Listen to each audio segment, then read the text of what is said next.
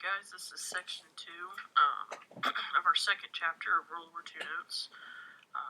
Let's see, we left off last time with a couple different things. We went over Stalingrad, Guadalcanal, Battle of Midway. So if you missed section 1 for some reason, make sure you go back. There's a lot of stuff we covered in that one. All right, this section is mostly going to be about kind of how we were operating in the United States on the home front, if you will, while we were actually in combat overseas for during World War II. So, while women working outside the home wasn't anything really new at this point in history, wartime pressures created two sharp breaks from the past.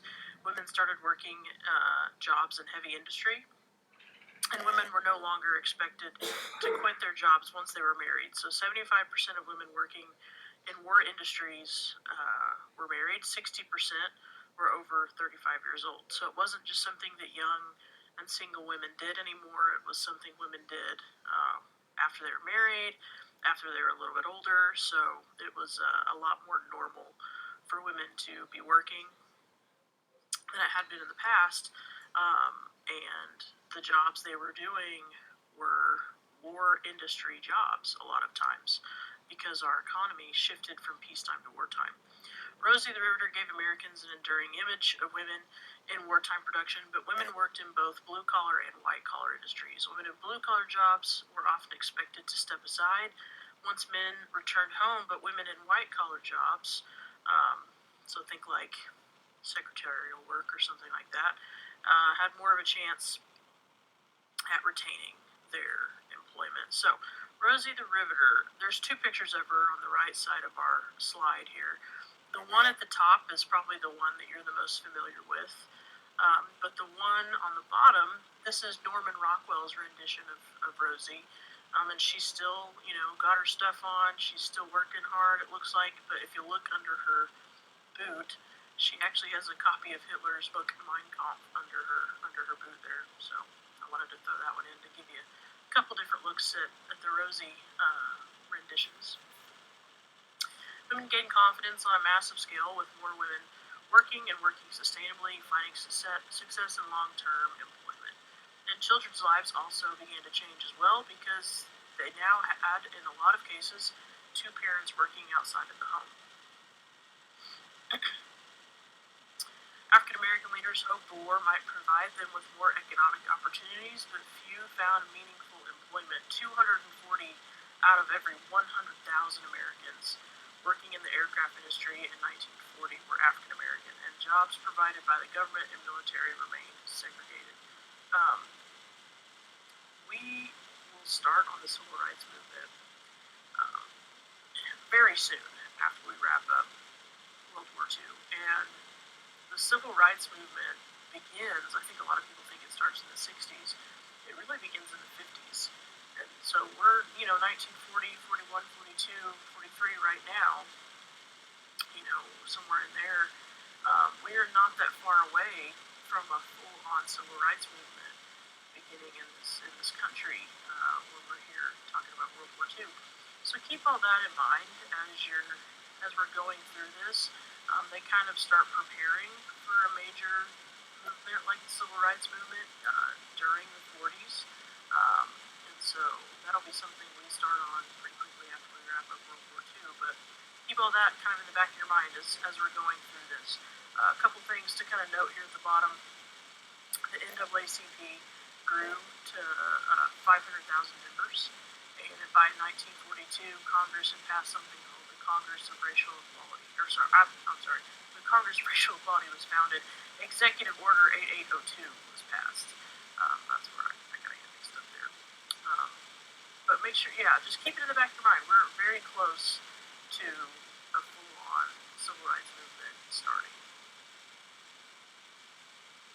Wartime needs encouraged migration as people moved in search of work. California gained 2 million new residents. In the 50s, California is going to become the most heavily populated state in the country because of the war industry jobs that start there during World War II and then remain on into the Cold War. So that'll be something that we'll kind going to mention again. The South lost residents in rural areas but grew in population overall, and older industrial cities like Detroit and Chicago boomed as well. The South and Southwest became a growing cultural, social, economic, and political force. I think we've talked about that before, but it'll come up again. And then to alleviate rural population drain, especially in the West, the United States partnered with Mexico to operate the Bracero program, which brought in Mexican laborers to work American farms. Um, in the summer of 1943, wartime migration led to racial conflicts and violence in a number of cities. In Detroit, 34 people were killed in a racial riot over construction jobs. So these riots and some of these issues are still happening in the 40s because we haven't had a civil rights movement yet, and jobs are still segregated.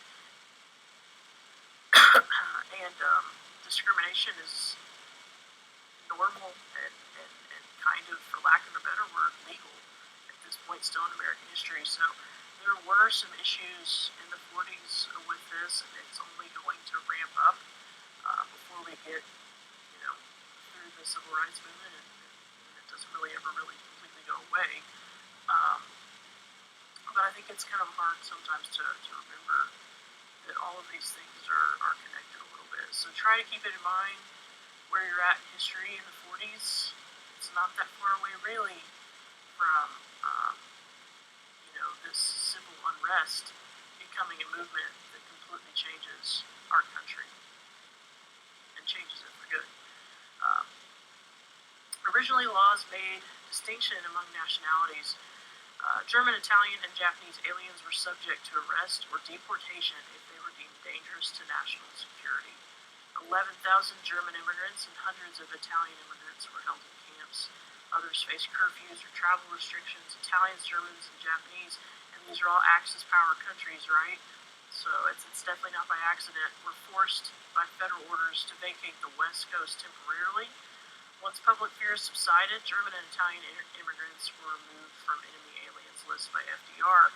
Japanese immigrants, though, were believed to be inherently disloyal by West Coast leaders and residents. In February of 1942, FDR issued something called Executive Order 9066, and it designated certain areas as war zones, and it gave the government the right to remove people, and they did. In September of that year, the government evacuated more than 100,000 Japanese Americans on the West Coast.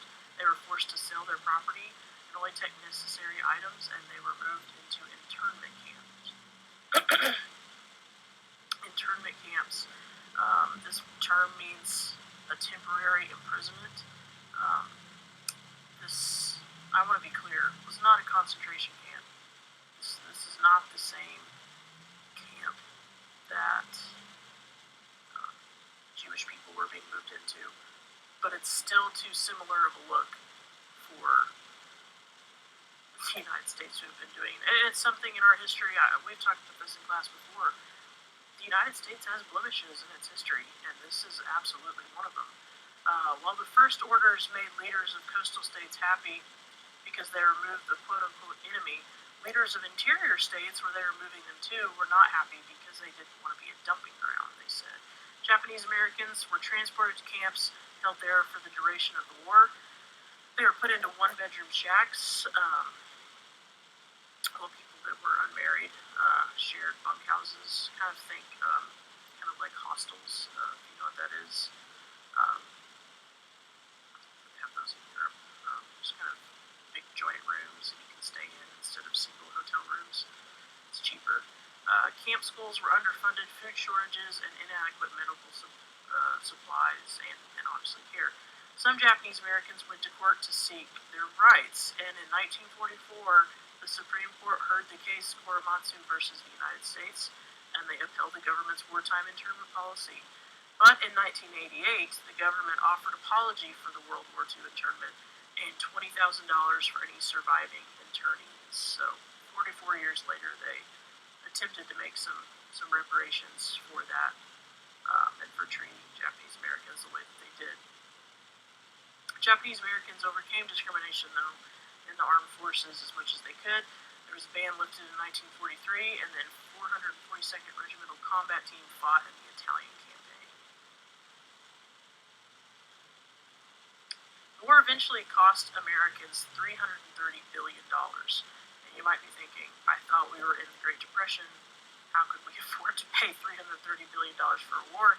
In 6 years, the national debt rose from $42 billion to $269 billion. Congress levied a 5% tax on all working Americans in an effort to raise funding, and millions of Americans also bought war bonds to save income and invest in the war effort. The government sold war bonds in order to put money into military spending. However, increased production of war goods meant a scarcity of consumer products. And we talked about this a little bit in World War I, where they employed rationing to make sure that the supplies we needed was available. But shortages led to price increase, which led to fear of inflation. So FDR created the Office of Price Administration to set minimum and maximum prices, and he also used rationing, which I just mentioned. Americans were issued a coupon book. I've got a picture of one on the slide there. It limited them to a certain amount of goods they could buy for as long as that book was valid. While many Americans accepted the wartime economy and restrictions, some resented, obviously, this would be something that would be controversial. Some resented the government control of the economy. Alright, this is the last slide, I believe, is for this section. Sacrifices on the home front took a toll on morale, of course, and anytime you're in a war, morale is something that you've got to keep in mind, not just for your soldiers, but for people in your country as well. The Federal Office of War Information worked with the media to encourage support of the war effort. They spotlighted common needs, downplayed problems of poverty and crime, and minimized racial and economic divisions. Radio, print, and film reminded Americans they were fighting in a fight between dictatorship and democracy. So it was the job of this office to kind of sell Americans on the war. And I know that might sound a little funny or silly or disingenuous, but this is something we still do. This is something we still do, and it's still something to try to keep morale up. There's a picture on the right side of the slide of Bing Crosby and Sinatra and Hope, and they're on a USO tour during World War II. They still do USO tours. I think I mentioned before in class, my dad's a veteran, and he has been on 3 tours to Afghanistan. Kuwait, Afghanistan, and Bosnia. And on one of the tours, I can't remember which one, he saw Carrie Underwood. They sent her over there, and then he actually flew her, he's a pilot, to, some different bases and stuff. She was there on a USO tour. So that's something they still do, and the government today still, quote unquote, sells us on whatever it is that we're fighting, whether it's a war or whatever the case may be. Hollywood proved to be a capable and willing ally to aid in spreading awareness and support of the war effort. Frank Capra's Why We Fight highlighted the need to defeat fascism.